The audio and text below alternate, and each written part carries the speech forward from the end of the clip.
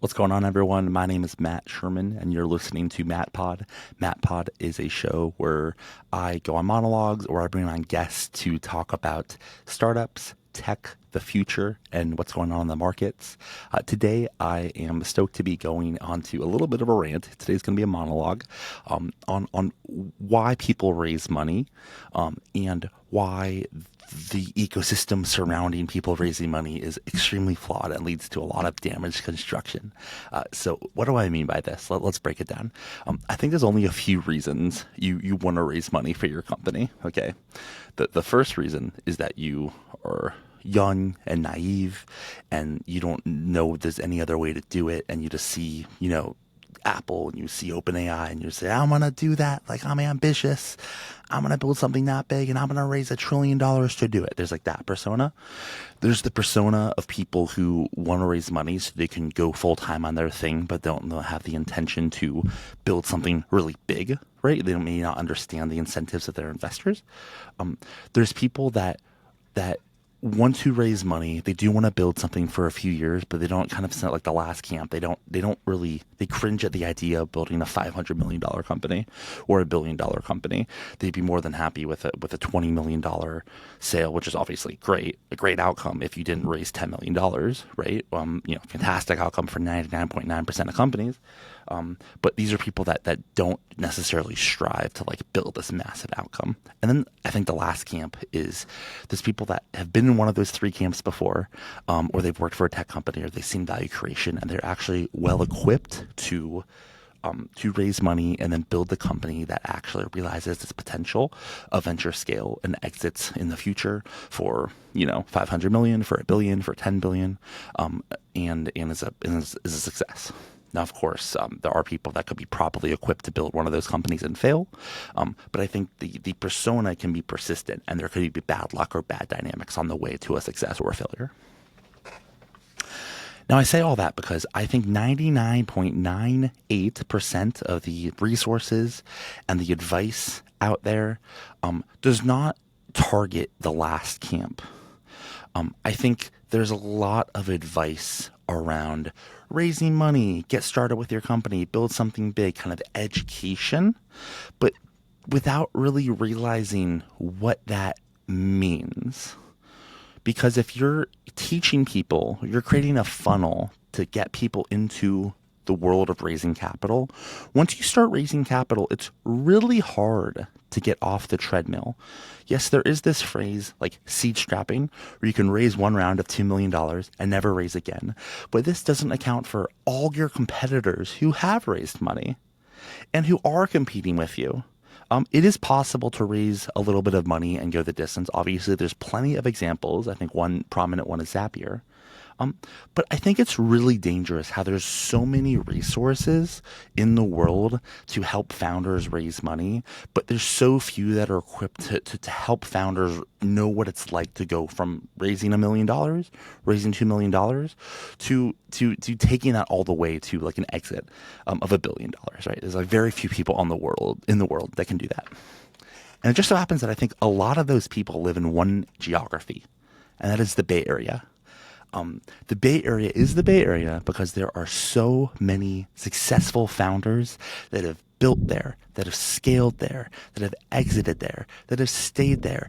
And that money and that knowledge is recycled into the next generation. So in the Bay Area, in its DNA, there are things, there are secrets, there are ideas that will never get past those borders because they're kept in the network, right?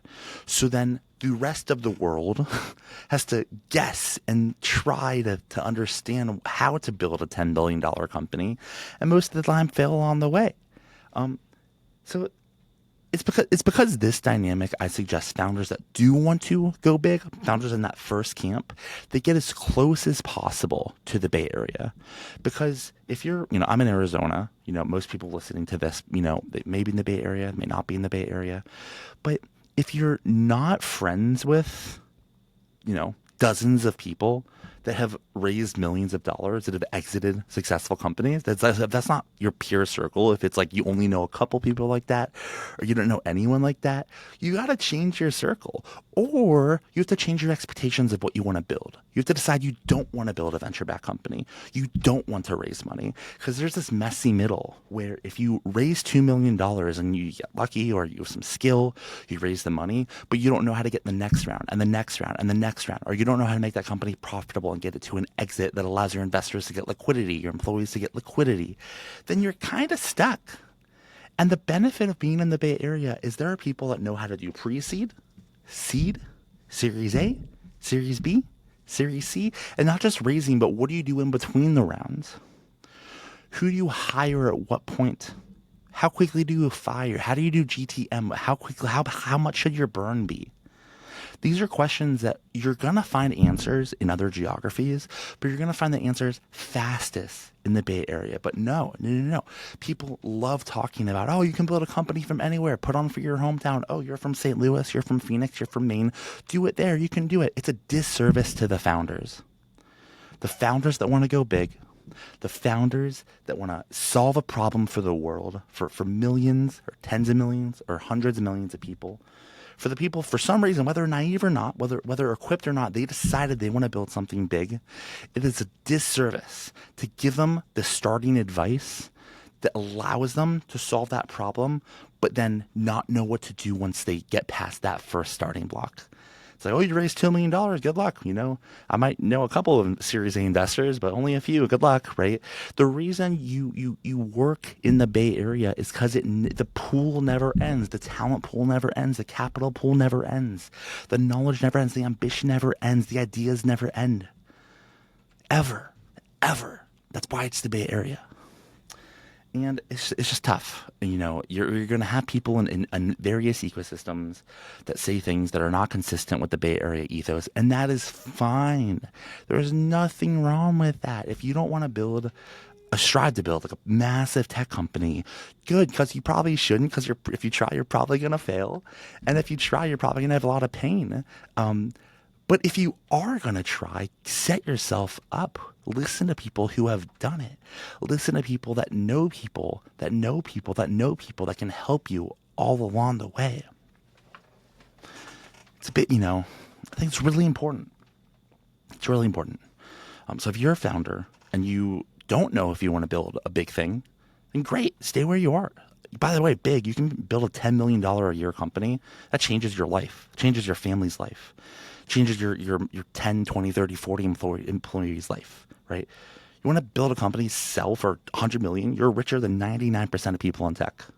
But if for some reason you've screw loose in your brain and you want to go big, do not listen to people that have not seen that, tasted that, haven't seen it in their DNA.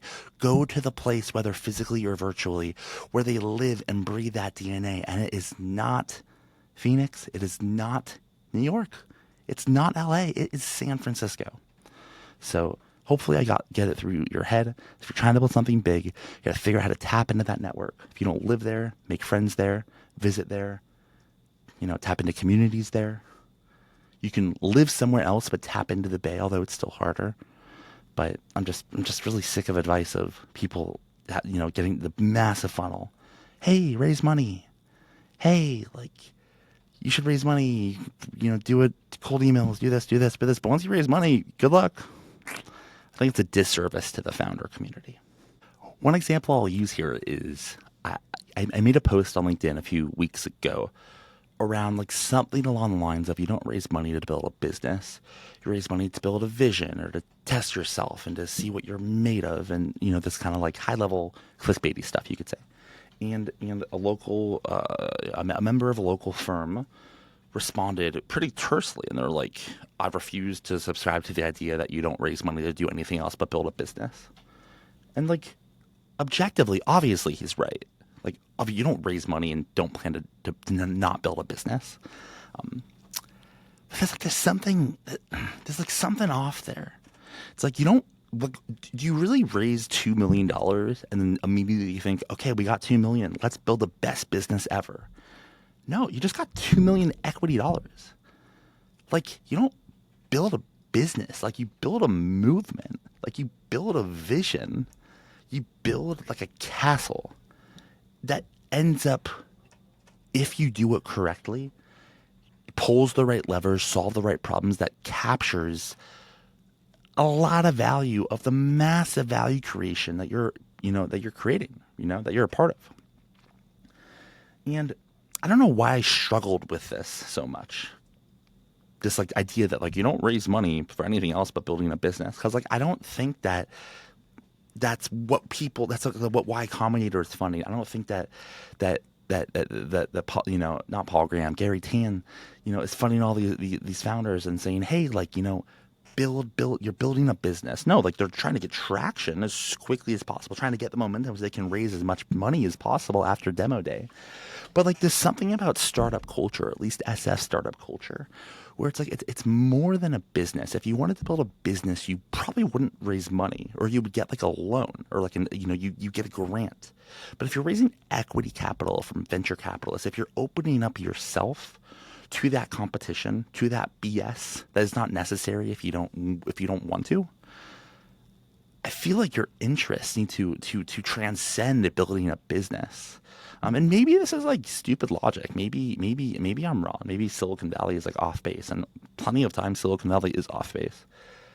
But I just think there's a mindset thing where I think in Silicon Valley they take more risks. They're more optimistic, and I think they have a right to be, because they've lost billions, they've made trillions, right? They have money to be optimistic, so they have a right to be, and it's in that ecosystem. I think outside of Silicon Valley, there's a lot less optimism, so there's less risk, less upside, things like that.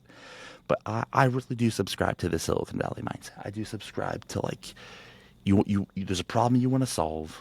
You raise a couple $1,000,000 to solve that, and you build an empire. And that empire makes money. It's very profitable. Hopefully you have great margins. And then when you sell, you make a ton of money for your investors, your employees, yourself.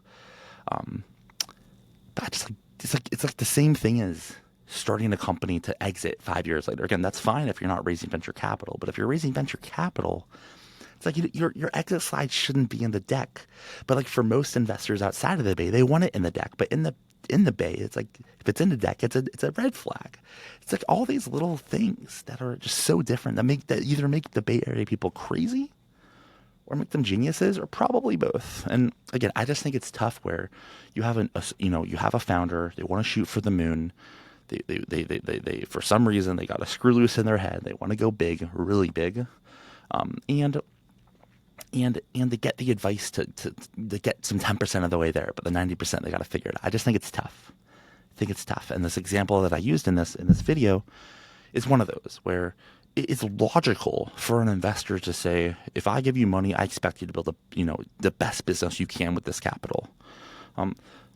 Like it's perfectly logical. Like of course an investor would say that, but there's still something off about it. It's like you say that and you might have like a smaller outcome than if you give a founder money and say, hey, we believe in your vision. We believe in the problem you want to solve. We believe there's value to be had.